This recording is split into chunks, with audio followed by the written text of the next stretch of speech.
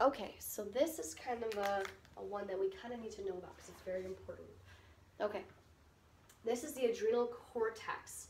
And there's a process of how hormones are distributed from the hypothalamus all the way to the adrenal cortex, but the zona fasciculata inside the adrenal cortex.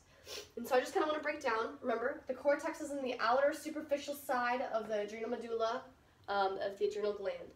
So it's going to start in the hypothalamus. The hypothalamus is going to release corticotropin releasing hormones, so that's abbreviated CRH. It's going to go through the hypophyseal portal system to the anterior pituitary gland. So if you see here, I kind of circled the anterior pituitary gland with the green marker.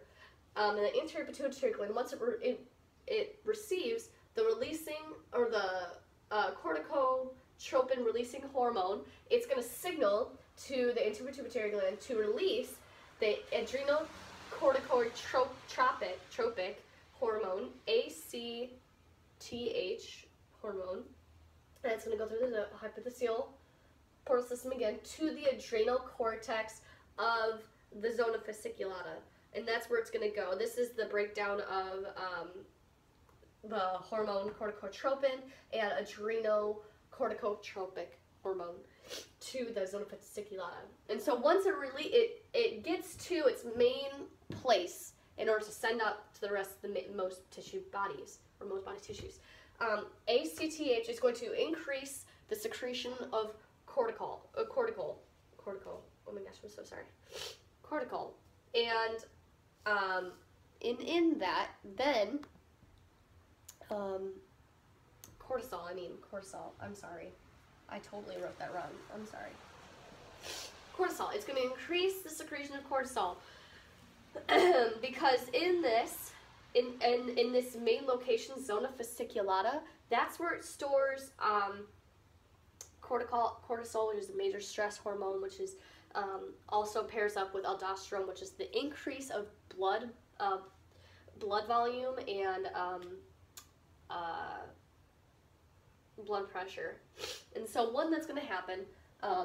This is going to happen just in a normal state, like a normal state if you're just sitting here, or you're not under extreme stress. So then, under extreme stress, this causes the release of aldosterone, and that's where your blood pressure rises and your blood volume rises, because you're under extreme stress. And so then it's going to go to the cortisol right here is going to enter the general circulating system, or circulation. And cortisol increases protein breakdown, and it also decreases inflammation. Your blood glucose levels will increase, and glycolysis will increase, the production of glycolysis.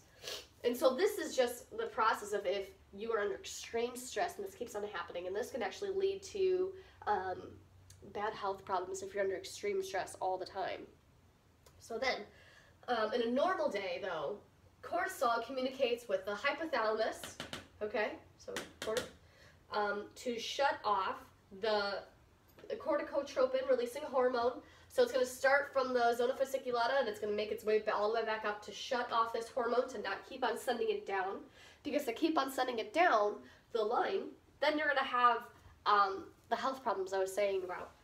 And so then the anterior pituitary gland is going, or the cortisol is going to shut off the release of ACTH in the anterior pituitary gland, which is the adrenocorticotropic hormone.